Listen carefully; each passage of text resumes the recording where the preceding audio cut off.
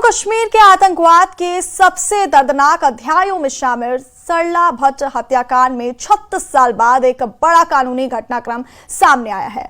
1990 में नर्स सरला भट्ट के अपहरण और हत्या के मामले में स्टेट इन्वेस्टिगेशन एजेंसी यानी एसआईए ने 737 पन्नों की चार्जशीट विशेष अदालत में दाखिल कर दी है। जांच एजेंसी का दावा है कि यह हत्या एक सुनियोजित आतंकी साजिश का हिस्सा थी और चार्जशीट में जम्मू कश्मीर लिबरेशन फ्रंट से जुड़े कई नाम शामिल किए गए, जिनमें यासीन मलिक का नाम भी है। देखिए रिपोर्ट।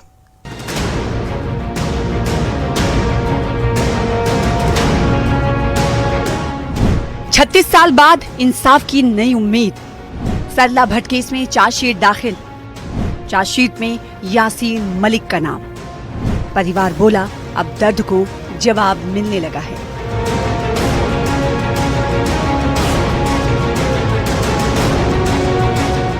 जम्मू कश्मीर में 1990 के सरला भट्ट अपहरण और हत्या मामले में स्टेट इन्वेस्टिगेशन एजेंसी यानी एसआईए ने 36 साल बाद 737 पन्नों की चार्जशीट दाखिल की है।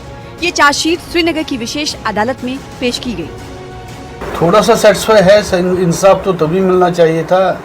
ये मैंने पहले भी कहा, सरला भट्ट के माता पिता को ये इंसाफ नहीं मिला। ये अगर अब सरला भट्ट की आत्मा को थोड़ा सा इंसाफ मिल जाएगा।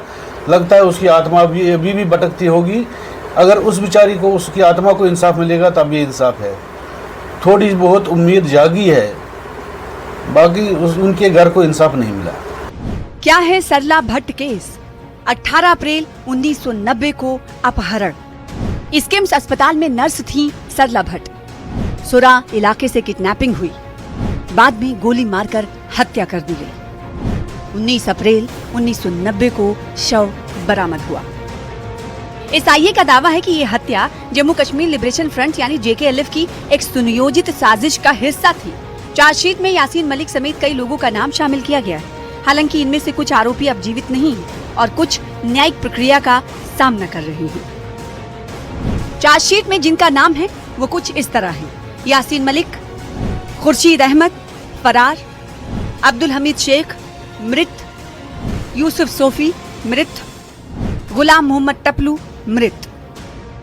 जांच एजेंसी ने कहा है कि यह मामला कश्मीर में आतंकवाद के शुरुआती दौर की सबसे निर्मम घटनाओं में से एक थी।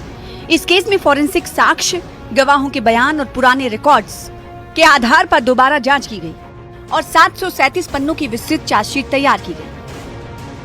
कश्मीर में एक बहुत बड़ी डेवलपमेंट हुई है। जो हमारी स्पेशल इन्वेस्टिगेटिंग एजेंसी है जेएनके पुलिस की, उसने पिछले 2 साल में क्रिटिकल एविडेंस कलेक्ट की है सरला भट्ट केस में, जो अप्रैल 1990 में हुआ था। सरला भट्ट एक नर्स थी Sher Kashmir Institute of Medical Sciences Soura में, और 5 जेकेएलएफ टेररिस्ट जिसमें यासीन मलिक, हमीद शेख, इदरीस और कुछ उनके साथी मिलकर उन्होंने बार बार उसका रेप किया डाउनटाउन में, लाल बाजार एरिया में, और बार बार उसको रेप करने के बाद उसका मर्डर किया और उसकी डेड बॉडी को छोड़ा। तो जिस तरह से नाजीज का ट्रायल बहुत देर से जो ज्यूज का उन्होंने हॉलोकॉस्ट किया था, उनको जस्टिस दिलाया गया बहुत सालों के बाद। मैं समझता हूँ ये उसी तरह की डेवलपमेंट है, क्योंकि 35 साल के बाद एविडेंस कलेक्ट करना बहुत मुश्किल होता है। तो क्रेडिट गोज टू एसआईए।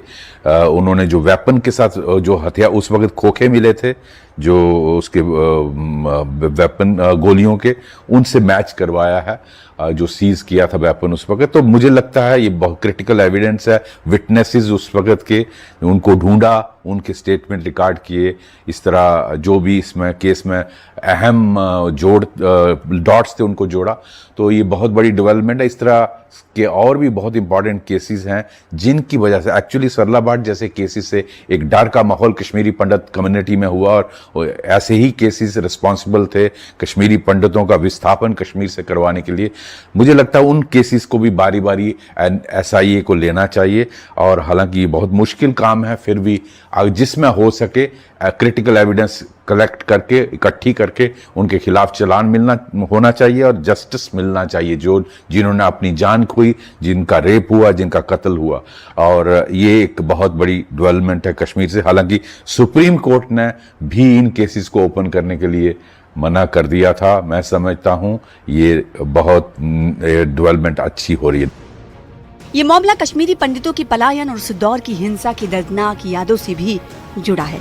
दशकों तक ये केस अनसुलझा रहा, लेकिन 2024 में दोबारा जांच शुरू होने के बाद अब इसमें कानूनी प्रक्रिया तेज हो गई है। अप्रैल 90 में हमारी वीरांगना बहन सरला भट्ट को, जो सिक्किम सोरा में नर्स का काम करती थी, जब वो नीचे आई तो 5 आतंकवादियों ने उसको किडनैप किया। इतने वर्षों में हमें पता ही नहीं था, हमें बताया जाता था पता नहीं अननोन मैन थे, कोई पता नहीं कौन थे, लेकिन आज हमें ये पता लगा है कि वो 5 टेररिस्ट JKLF के थे।